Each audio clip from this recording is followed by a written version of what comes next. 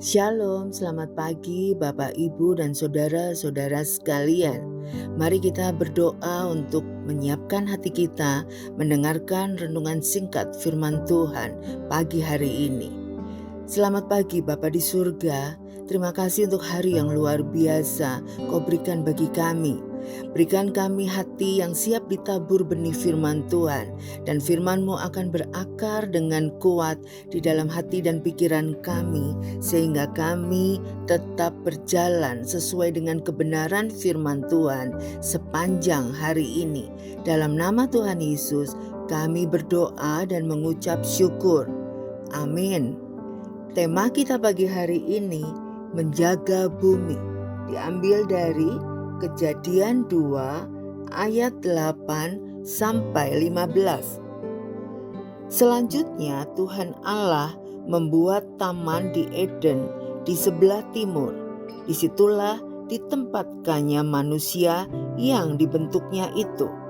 Lalu Tuhan Allah menumbuhkan berbagai-bagai pohon dari bumi yang menarik dan yang baik untuk dimakan buahnya, dan pohon kehidupan di tengah-tengah taman itu, serta pohon pengetahuan tentang yang baik dan yang jahat.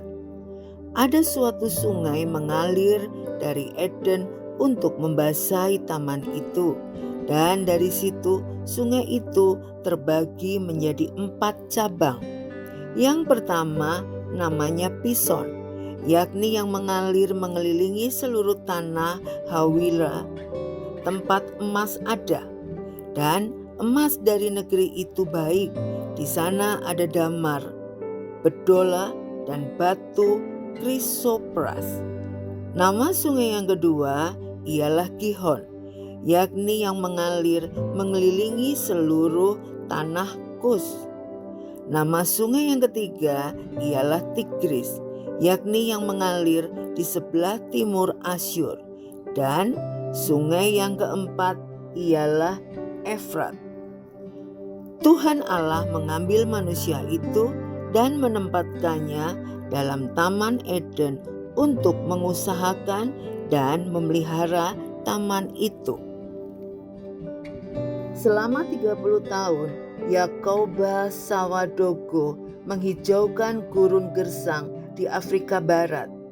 Banyak peneliti nasional dan internasional didatangkan untuk mengatasi masalah tersebut, tetapi tidak banyak membantu.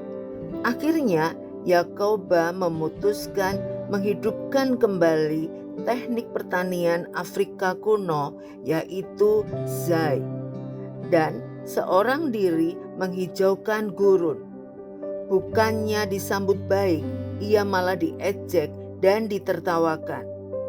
Caranya sederhana dan murah. Ia menggali lubang-lubang kecil dengan sekop, diisi kompos, lalu ditanam bibit pohon, millet, dan sorghum. Orang yang mencibirnya akhirnya menyadari bahwa Yakoba jenius. Ia berhasil mengubah daerah gersang menjadi hutan seluas 30 hektar dengan 60 jenis pohon.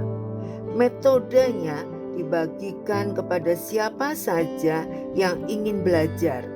Ia beranggapan bahwa orang yang hanya tinggal di sudut sempit dirinya sendiri, seluruh pengetahuannya tidak akan berguna. Pada 2010, Mark Dodd membuat film dokumenter berdasarkan cerita Yakoba, The Man Who Stopped the Desert. Film ini menggarisbawahi bahwa yang bisa memecahkan masalah orang Afrika adalah mereka sendiri.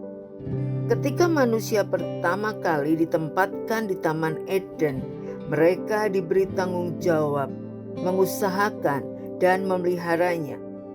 Penghargaan Tuhan itu hendaknya memotivasi kita agar bertanggung jawab dan bijaksana dalam mengelola karya ciptaannya.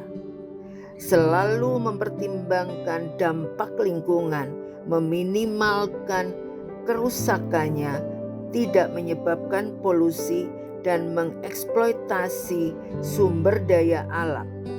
Bumi adalah milik Tuhan yang dipercayakan kepada kita untuk dilestarikan. Bumi adalah titipan Tuhan untuk diusahakan dan dipelihara. Mari kita berdoa.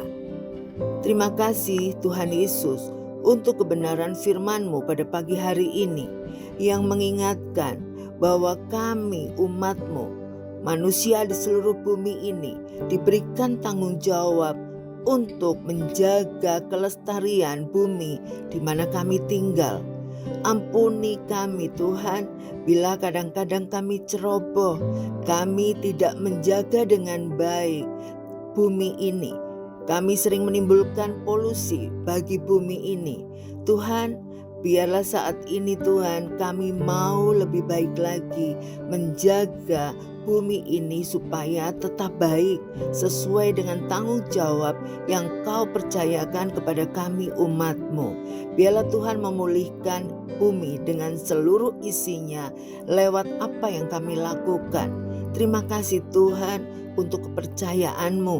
Terima kasih untuk tanggung jawab yang Tuhan berikan bagi kami sehingga kami mau melakukannya dengan sebaik-baiknya. Di dalam nama Tuhan Yesus kami berdoa dan mengucap syukur. Amin. Tuhan Yesus memberkati.